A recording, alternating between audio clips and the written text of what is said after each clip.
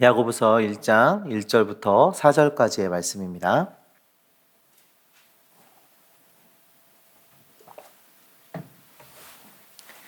이 시간 함께 보신 하나님의 말씀은 야고보서 1장 1절부터 4절까지의 말씀입니다.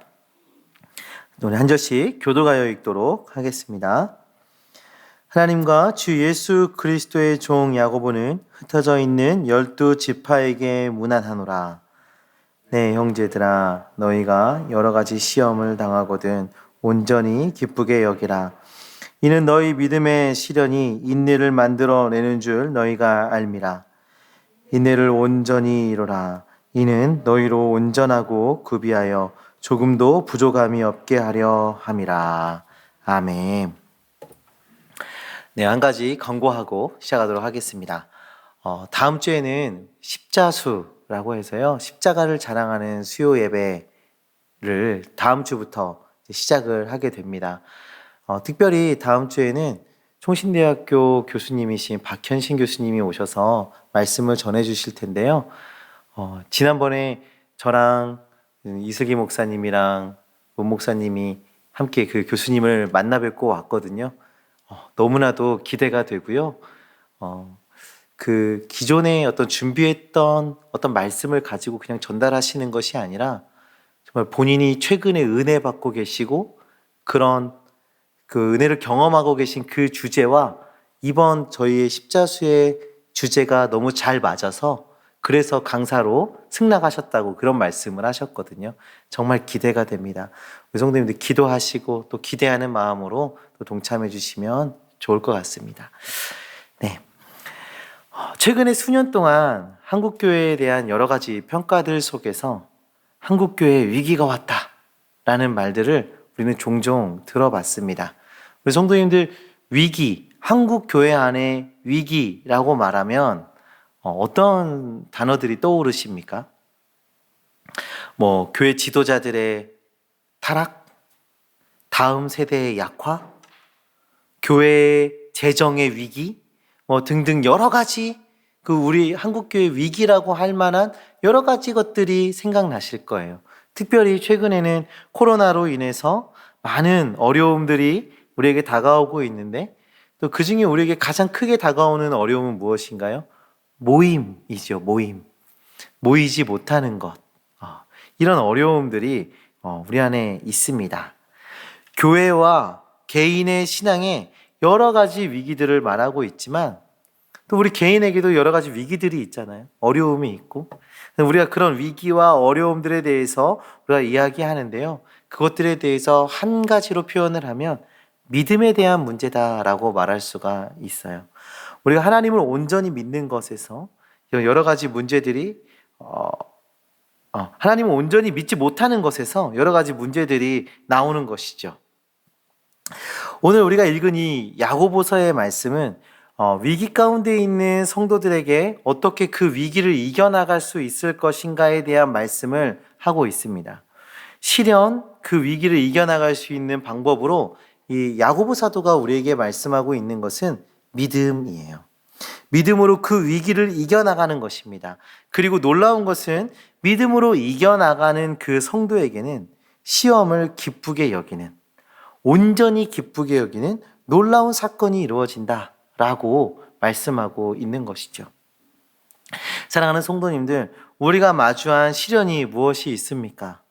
그 시련 가운데, 그 위기 가운데 있는 우리에게 말씀하고 계시는 그 주님의 음성에 귀 기울이시고 하나님께서 우리에게 믿음을 보이라 말씀하실 때 그 말씀에 순종하며 믿음으로 온전함을 이루는 주님의 자녀들 되시기를 간절히 소망합니다. 오늘 본문의 말씀을 우리가 살펴보기 전에 이 야고보서에 대한 좀 개론적인 이야기들을 하면서 시작할까 해요. 야고보서는 일반적으로 행위를 강조하는 성경이다라고 말합니다. 야고보서는 야고보서 전반에 행위, 행함, 실천 이런 것들을 이야기하고 있어요. 물론 야고보서가 행위를 강조하고 있지만 그 야고보서의 정확한 의도를 이야기할 때 이 야고보서는 행위를 강조하는 책이다라고 말하는 것은 좀 부족함이 있어요. 좀 더 정확하게 이 야고보서의 의도를 우리가 이야기하려면 이렇게 얘기해야 되는데요. 신앙의 불균형을 바로잡기 위함입니다. 이 야고보서는 성도의 신앙의 불균형을 바로잡기 위함이었어요. 간혹 이 야고보서는 저평가되기도 해요. 구원은 오직 믿음으로 가능한 것인데, 야고보서는 아까 전에도 말씀드린 것처럼 무엇을 얘기하고 있어요? 행위, 행함, 실천, 이런 것들이 이야기하고 있거든요. 그래서 간혹 저평가되기도 합니다. 그렇게 중요하지 않은 책이다라고 말하는 사람들도 종종 있어요. 그렇습니다. 이 야고보서가 말하고 있는 내용은 우리 구원을 위한 어떤 복음의 기초적인 이야기, 복음에 대한 이야기를 이야기를 하고 있지 않은 것처럼 보여집니다. 그래서 성도님들, 튼튼한 집, 우리를 보호해 줄 수 있는 튼튼한 집을 짓기 위해서 어떻게 해야 됩니까? 기초를 잘 다져야 돼요. 기초를 잘 다지고 기둥도 잘 세워야 되겠죠. 그리고 그 벽들도 잘 만들어야 돼요. 그렇게 되면 집이 완성이 되었습니까? 지금 무엇이 빠져 있지요? 지붕이 빠져 있습니다. 지붕이 없는 집은 집의 역할을, 집의 기능을 다 해낼 수가 없습니다. 제가 고등학교 때 제 친구가 겪은 일인데요. 할머니 집에 여름방학에 놀러 간 거예요. 그래서 집에서 형이랑 TV를 보고 있는데 갑자기 우당탕탕탕탕탕 소리가 나더니 그 태풍이 부는 바람에 지붕이 뜯겨져 날아가 버렸대요. 그리고 나서 비가 집 안으로 들어오기 시작하는데 그 순간 그 집을 나왔다고 합니다. 집의 기능을 상실한 것이죠. 태풍과 비바람으로부터 지켜주는 그 기능을 상실한 거예요. 야고보서는 분명 복음의 기초를 다루고 있는 책은 아닙니다. 그러나 우리 신앙의 지붕을 씌우는 매우 중요한 책인 것이죠. 우리가 그것을 기억해야 합니다. 이미 복음을 받아들이고 성도로서 살아가고 있는 자들에게 주어지는 책이고 우리들의 삶에 대한 문제를 다루고 있는 책인 것이죠. 다시 말씀드리면 성도들이 어떻게 이 험난한 세상 속에서 믿음을 지키며 성도로서 살아가야 하는지에 대해서 말해주고 있는 책이 바로 이 야고보서다라는 것입니다. 자, 그렇다면 이제 우리는 왜 행위를 강조하는 책을 우리에게 주셨는가에 대한 그 질문을 하게 됩니다. 이 서신서가 쓰여지는 이 시기에 이 야고보서가 쓰여졌던 이 성경이 쓰여졌던 그 시대에 가장 영향력 있던 지도자를 얘기하면 누구일까요? 네, 바울입니다. 네, 오전에도 제가 질문을 드렸는데 다들 이렇게 함구하고 계세요. 다 아시면서 말씀 안 하시더라고요. 바울이에요, 바울. 바울이 AD 36년에 다메섹 도상에서 예수 그리스도를 만나고 회심을 합니다. 그리고 이 바울이 회심한 이후에 이신칭이 오직 믿음으로 구원을 얻는다, 이것에 대해서 선포하였어요. 이것은 바울의 신학에서 굉장히 중요한 주제입니다.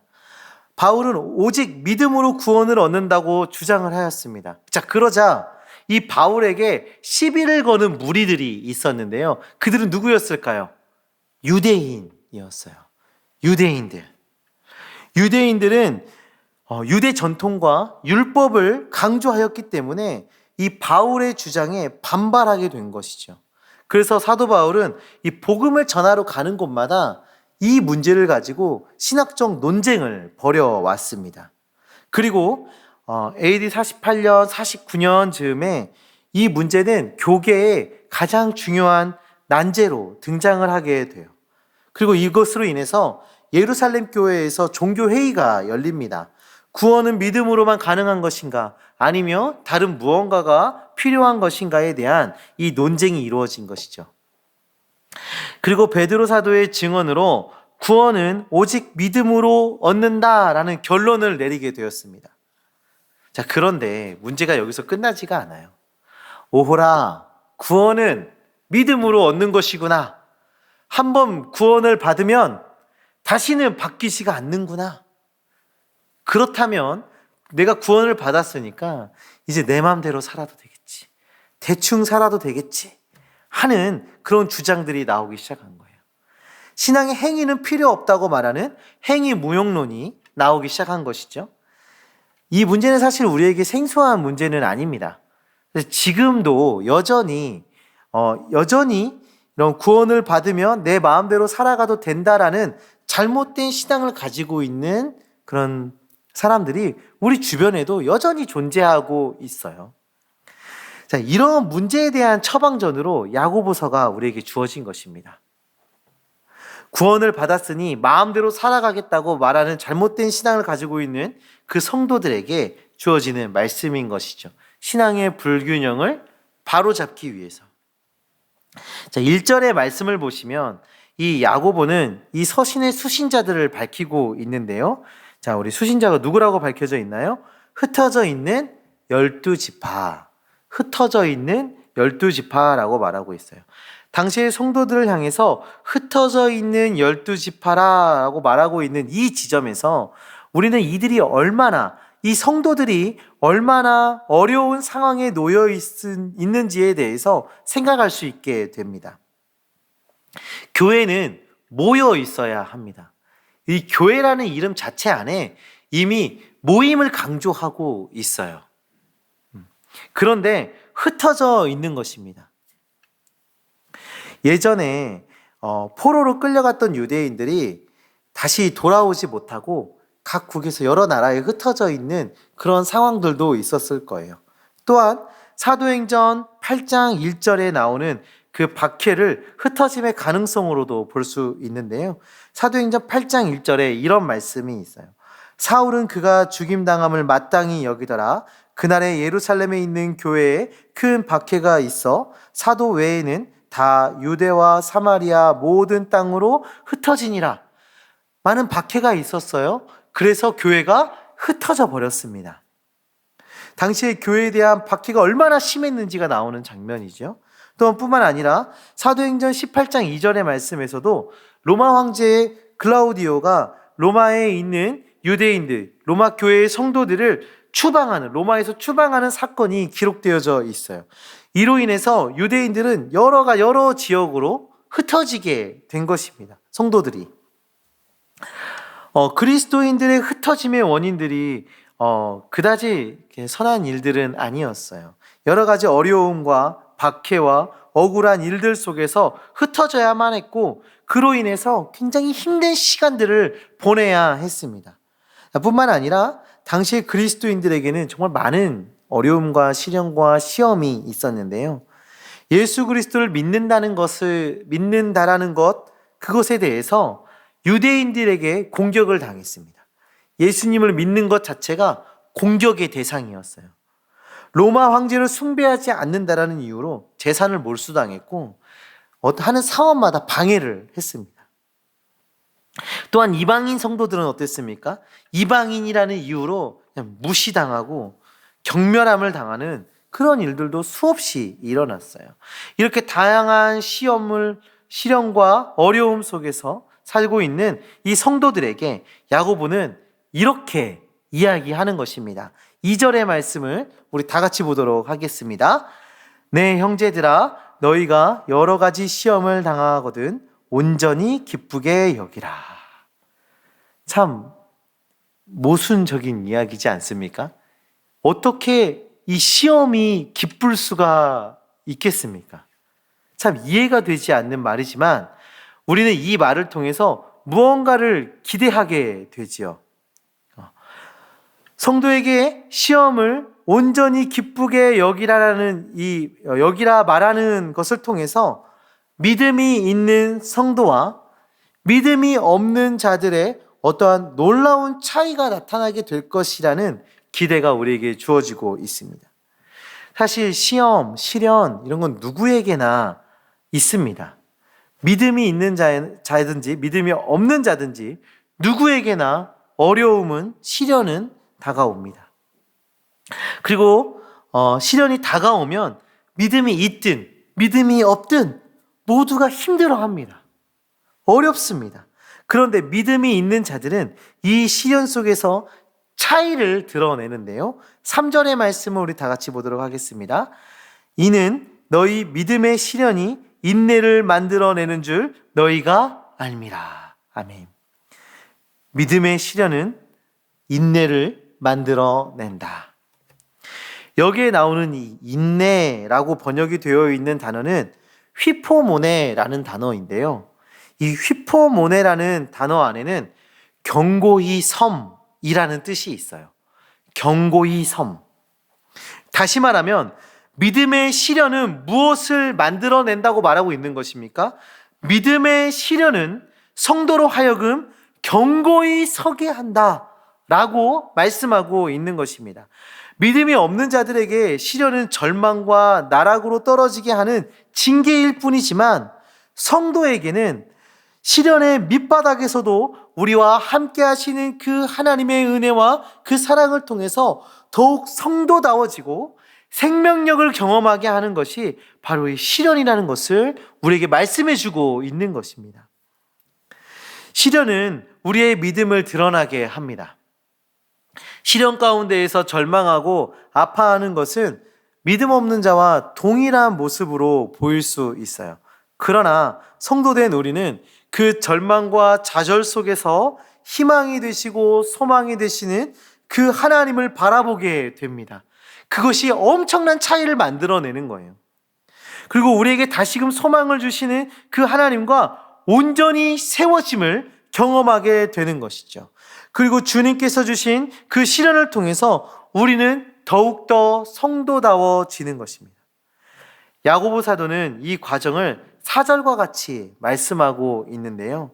우리 4절의 말씀도 한번 다 같이 보도록 하겠습니다. 인내를 온전히 이루라. 이는 너희로 온전하고 구비하여 조금도 부족함이 없게 하려 함이라. 아멘. 먼저는 인내를 온전히 이루라 말하고 있습니다. 그리고 두 번째로는 너희로 온전하고 구비하여 조금도 부족함이 없게 하려 함이라 말씀하고 있죠. 먼저 인내를 온전히 이루라는 우리에게 지금 무엇을 말하는 걸까요?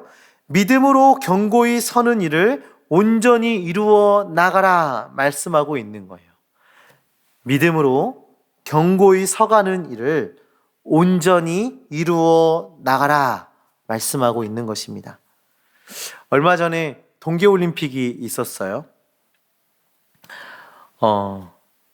이 올림픽에서 선수들이 4년 동안 열심히 훈련을 해서 그 올림픽을 준비를 하는데요. 그 즈음에 한 우리나라 스피드 스케이팅 레전드 선수, 은퇴한 레전드 선수가 이런 이야기를 했어요. 자신은 선수 시절에 아침부터 훈련이 끝날 때까지 하체 운동만 했다라고 얘기를 했어요. 그리고 선수촌에서 그 선수를 본 사람들도 맞아, 이 선수는 계속 하체 운동만 했어 라고 얘기를 하는 거예요. 제가 이 얘기를 듣고 나서 나도 운동 좀 해야 되겠다 하고 바로 스쿼트를 시작을 했어요. 한 10분 하니까 다리가 후들후들 떨리고 더 못하겠더라고요. 오랜만에 안 하던 운동을 하니까 핑핑 도는 것 같기도 하고 굉장히 힘들었어요. 이거를 아침부터 저녁까지 하루 종일 하체 운동을 한 거예요. 기록을 내기 위해서. 그 이야기를 들은 한 유도 선수는 이런 얘기도 했습니다. 자신들은 이렇게 훈련을 하다가 힘을 막 쓰다가 숨이 차면 전력 질주해서 달리기를 한답니다. 이해가 되시나요? 우리는 숨이 차면 어떻게 하죠? 잠깐 쉬죠. 쉬어서 숨을 이렇게 고르잖아요.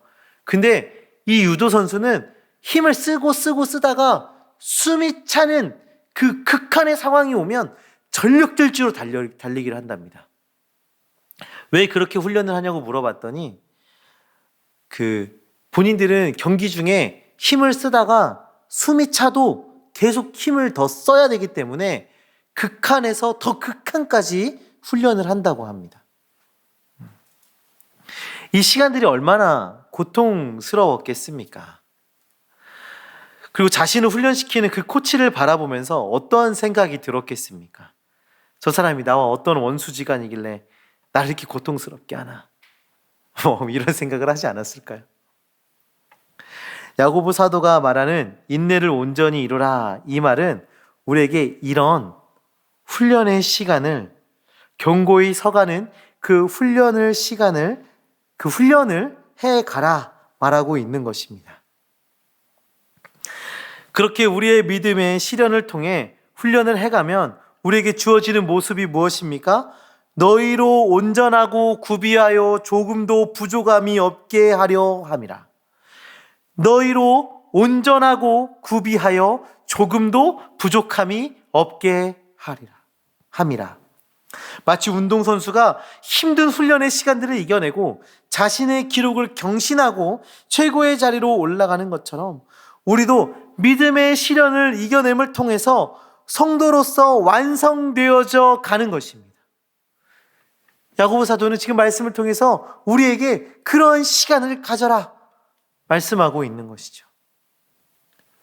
성도님들 앞에서도 제가 말씀드렸지만 시련은 누구에게나 오지 않습니까?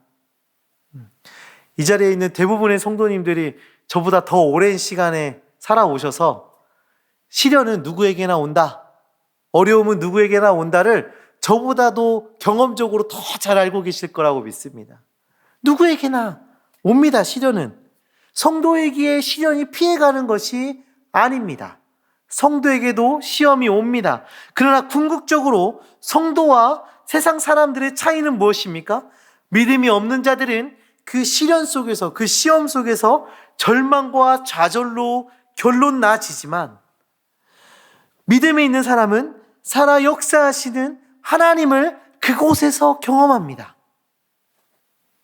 믿음이 없는 우리가 믿음의 연단을 통해서 믿음의 사람으로, 믿음이 있는 자로 온전히 만들어지는 그 시간이 되어지는 것입니다. 시련, 시험, 그거 분명히 힘들고 어려운 것입니다. 그러나 운동선수들이 최고의 자리로 올라가기 위해서 그 훈련을 참아내고 최고의 자리로 올라가는 것처럼 우리도 믿음으로 그 시련을 이겨내며 그 안에서 역사하시는 그 하나님과 교제하며 나아가는 주님의 자녀들 되시기를 간절히 소망합니다. 하나님께서 원하시는 온전한 성도의 모습을 보이는 주님의 자녀들 되시기를 간절히 소망합니다. 사랑하는 성도님들, 오늘 우리는 야고보서의 말씀을 통해서 우리가 시험을 기쁘게 여겨야 하는 이유를 살펴보았습니다. 시험을 기쁘게 여겨야 하는 이유, 이 말도 안 되는 일을 해야 하는 그 이유를 우리가 살펴보았어요. 시험과 시련은 우리로 믿음의 사람으로 온전히 서가는 훈련의 자리인 것입니다. 이 시간을 통해서 우리는 하나님의 사람으로 더 온전한 성도의 모습으로 우리가 갖추어져 가는 것입니다. 지금 당장 우리 앞에 놓인 시험이 우리를 절망하게 하고 또 좌절하게 할 수 있습니다. 그러나 우리 주님께서 주실 그 최후의 승리, 우리 주님이 주실 그 소망을 우리가 바라보며, 믿음으로 바라보며 주님을 찾고 주님을 부여잡고 그 시련을 헤쳐나가는 주님의 자녀들 되시기를 간절히 소망합니다.